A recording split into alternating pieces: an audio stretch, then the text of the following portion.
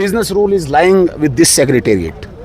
राजभवन नहीं करने दे रहा है, दिल्ली नहीं करने दे रहा, तो हम चुप रहें। असेंबली सेशन चल रहा है और हमारे साथ leader of opposition Sunil Sharma ji मौजूद हैं।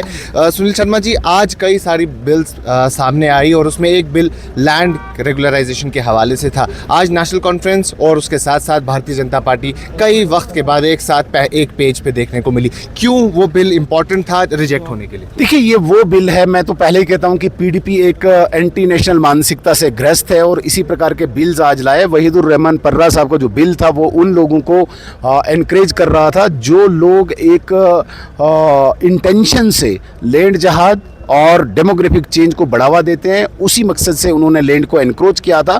उनको रेगुलराइज और लीगलाइज करने के लिए वहीदुर रहमान पर्रा साहब ने बिल लाया था, जिसको सीएम साहब ने रिजेक्ट किया। इस नेफेरियस डिज़ाइन को, पीडीपी के इसे नेफेरियस डिज़ाइन को उन्होंने आज डिफीट किया, उन्होंने आज रिजेक्ट किया।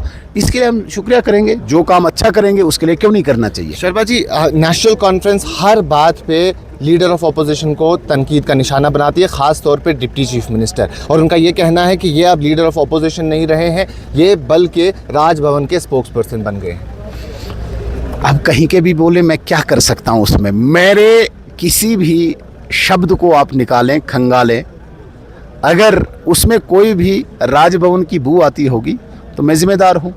लेकिन ये परेशान है, इन्होंने बहुत बड़े आरोप लगाए थे, इन्होंने जो वादे किए थे, अब ये बचना चाहते थे उनसे। राजभवन नहीं करने दे रहा है, दिल्ली नहीं करने दे रहा, तो हम चुप रहें।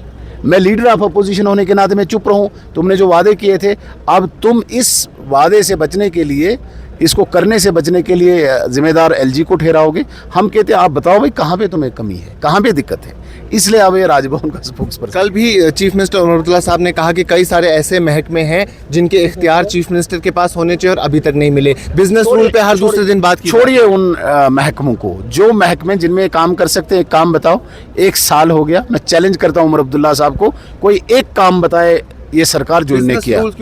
Business rule is lying with this secretariat. It is not with LG office. No, not at all. मैं पूरी रिस्पांसिबिलिटी के साथ कहता हूँ और चैलेंज करता हूँ। ये बहुत बड़ी बात है सुनील साहब, आप कह रहे हैं कि बिजनेस रूल्स एलजी ऑफिस में है ही बनाओ। अगर नहीं निकले तो जो सजा आप देंगे मैं भुगतने को तैयार हूँ। आप इतना झूठ चीफ मिनिस्टर साहब बोल रहे हैं, फिर आप यकीन कर रहे हैं मैं चुनाव नहीं लड़ूंगा जब तक यूटी है। लड़ा ना, हाँ तो करो सर। जी बिल्कुल लड़ा। मैं मीटर नहीं लगने दूंगा, अब खुद कह रहे हैं। मेरे रिलेटिव के लग रहा है तो आपके भी लगेगा, झूठ हुआ ना। तो बिजनेस रूल पे क्यों नहीं मान रहे हैं आप मेरी बात? ये फाइल यहाँ पे पड़ी है बॉस, ये फाइल उधर नहीं, झूठ बोल रहे हैं ये।